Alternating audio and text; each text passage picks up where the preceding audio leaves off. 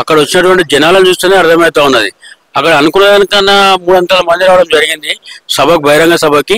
మరి ఉన్న వాస్తవంగా ప్రజల్లోకి వెళ్ళింది కాబట్టి కాంగ్రెస్ పార్టీ పైన వ్యతిరేకతతోనే బీఆర్ఎస్ పార్టీకి జనాలు కూడా మరి కేసీఆర్ గారు మాటలు వినాలి, కేసీఆర్ గారు చూడాలని చెప్పేసి బహిరంగ సభకు పెద్ద ఎత్తున తరలివడం జరిగింది. రానున్న రోజుల్లో అదే మొన్న జరిగినటువంటి బహిరంగ సభని ఆదర్శంగా తీసుకొని కాంగ్రెస్ పార్టీ ప్రజలు బుద్ధి చెప్పబోతున్నారు. నెక్స్ట్ రానున్న రోజుల్లో ఖచ్చితంగా మళ్ళీ బీఆర్ఎస్ ప్రభుత్వం ప్రభుత్వం ఏర్పడుతుంది, మన కేసీఆర్ గారు మళ్ళీ సీఎం అవుతారని చెప్పేసి మొన్న జరిగినటువంటి బహిరంగ సభనే దానికి దర్శనం తెలియజేస్తా ఉన్నాం మేము. ముఖ్యంగా కాంగ్రెస్ గవర్నమెంట్ బీఆర్ఎస్ పార్టీ మీద, బీఆర్ఎస్ నాయకుల మీద, చాలా మంది మీద కేసులు పెట్టడం జరుగుతుంది. దాని మీద మీరు కాంగ్రెస్ పార్టీ మీద ఎలాంటి పోరాటం చేయబోతున్నారు? వాళ్ళు అధికారం ఉందని చెప్పేసి కేసులు పెడతా ఉంటారు. దాన్ని ఎదుర్కొనే సత్తా మరి కేసీఆర్ గారి దగ్గర, మా కేటీఆర్ దగ్గర ఉన్నది. ఖచ్చితంగా ఏ కేసులు ఉన్నా కూడా భయపడాల్సిన అవసరమే లేదు. మేము భయపడేది ఏం లేదు. దానికి ఏ కేసులు పెట్టిన విధంగా అన్ని విధంగా లీగల్ అనే పార్టీ చేస్తూ ఉంటుంది. కార్యకలాపాలు ఏవి చేసినా కూడా బీఆర్ఎస్ పార్టీ మన ఉన్నటువంటి బహిరంగ సభలో మరి ఎంతమంది వచ్చినా చూస్తేనే అంత లీగల్ ఉంది కాబట్టి అంతమంది కూడా రావడం జరిగిందని చెప్పేసి తెలియజేస్తున్నాం. రానున్న రోజుల్లో ఖచ్చితంగా మళ్ళా కూడా వాళ్ళ కాంగ్రెస్ పార్టీ వాళ్ళు ఏదైతే కేసులు పెడతారో దానికి మళ్ళీ అనుగుణంగా వారికి కూడా బుద్ధి చెప్పే రోజులు వస్తాయని చెప్పేసి అనుకుంటా ఉన్నాం. ముఖ్యంగా కాంగ్రెస్ పార్టీ హైడ్రా పేరు చెప్పి ప్రజల్లోకి వెళ్ళి చాలా వరకు వ్యతిరేకత మూట కట్టుకోవడం జరిగింది. ప్రజలు చాలా మంది ఇబ్బంది పడుతున్నారు. బీఆర్ఎస్ పార్టీ అధికారంలోకి వస్తే హైడ్రాని తీసివేసే అవకాశం ఉందా, తీసివేస్తారా?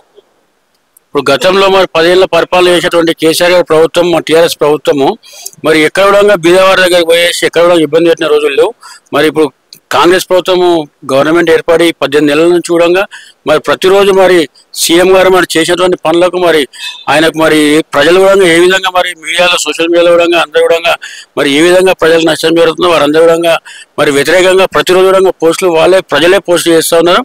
మరి రానున్న రోజుల్లో మరి ఈ యొక్క హైడ్రా కానీ మరి ఇట్లాంటి హైడ్రా అంటే మరి దాన్ని బీదవారి మీద ఉపయోగించడం కాదు. మరి హైడ్రా అనేది ఒక మరి ఏదైతే గరీబోళ్ళ ఇల్లు కూలగొట్టేసి గరీబోళ్ళ జాగాలు గుంజుకోవడం అనేది కాదు. మరి బీఆర్ఎస్ ప్రభుత్వం మరి 10 ఏళ్ల పరిపాలన మరి ఎప్పుడు కూడా అలాంటి పనులు చేయలేదు. రానున్న రోజుల్లో మళ్ళీ బీఆర్ఎస్ గవర్నమెంట్ వచ్చిన తర్వాత బీదవారికి ఏ విధంగా నష్టం జరగకుండా 10 ఏళ్ళు చూసుకున్నారు. మళ్ళీ రానున్న రోజుల్లో కూడా అదే విధంగా మరి ముందుకెళ్తారని చెప్పేసి మనం చేస్తున్నాం. రేపు ముందు రోజుల్లో జిహెచ్ఎంసీ ఎలక్షన్స్ జరగబోతున్నాయి. మీ కార్యాచరణ ఎలా ఉండబోతుంది? ఇప్పుడు మొన్న జరిగినటువంటి బహిరంగ సభనే మరి అన్ని ఎలక్షన్ల కూడా నిదర్శనం. మరి ప్రతి డివిజన్లో కూడా మరి మాకన్నా ముందు మేము ఆల్రెడీ స్థానికంగా ఉన్నటువంటి కార్పొరేటర్గా మేము ఉన్నాం. మాకన్నా ముందుగానే మరి ప్రజల్లో మరి పెద్ద ఎత్తున మరి కేసీఆర్ను చూడాలి, కేసీఆర్ సభకి వెళ్ళాలని చెప్పేసి మాకన్నా ముందే మాకన్నా ముందే జెండాలు రెడీ చేసుకొని ఎగిరేసి వచ్చిన దాఖలు ఉన్నాయి. మరి జిహెచ్ఎంసీ ఆవరణంలో మరి మొన్న ఎలక్షన్లో కూడా ఎమ్మెల్యే ఎలక్షన్లో కూడా భారీ ఎత్తున మరి బీఆర్ఎస్ పార్టీకే మెజార్టీ ఉండే.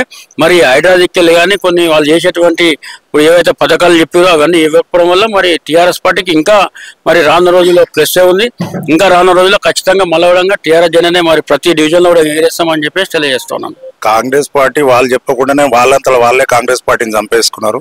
కేసీఆర్ గారిని చూడడానికి, కేసీఆర్ గారి ప్రసంగం వినడానికి తండోపతండాలుగా ఒక రోజు ముందే అక్కడికి బయలుదేరి వెళ్ళడం, ఇక్కడికి వెళ్ళి కూడా హైదరాబాద్కి వెళ్ళి కానీ విలేజ్లకి వెళ్ళి కానీ పెద్ద ఎత్తున 1-3 అంతలు పబ్లిక్ రావడం జరిగింది. కేసీఆర్ ప్రసంగం విన్న తర్వాత ఎవరిని కాంగ్రెస్ పార్టీ ఏదైతే నష్టం చేసిందో అదే దాని గురించి పెద్దలు చెప్పడం జరిగింది.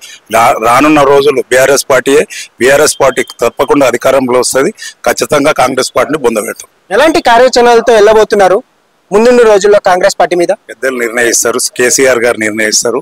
అవి వాళ్ళ పరిధిలో ఉంటాయి కాబట్టి ఏ కార్యాచరణ ఇచ్చినా కూడా మేము కార్పొరేటర్లుగా అన్ని చేయడానికి ముందు ఉంటాం. రేపు జిహెచ్ఎంసీ ఎలక్షన్స్ ఉండబోతున్నాయి. మీ కార్యాచరణ ఎలా ఉండబోతుంది, ఎలా తీసుకెళ్ళబోతుంది? జిహెచ్ఎంసీలో ఆల్రెడీ ఎమ్మెల్యేలందరూ జిహెచ్ఎంసీలో టీఆర్ఎస్కే ఓట్లు వేయడం జరిగింది.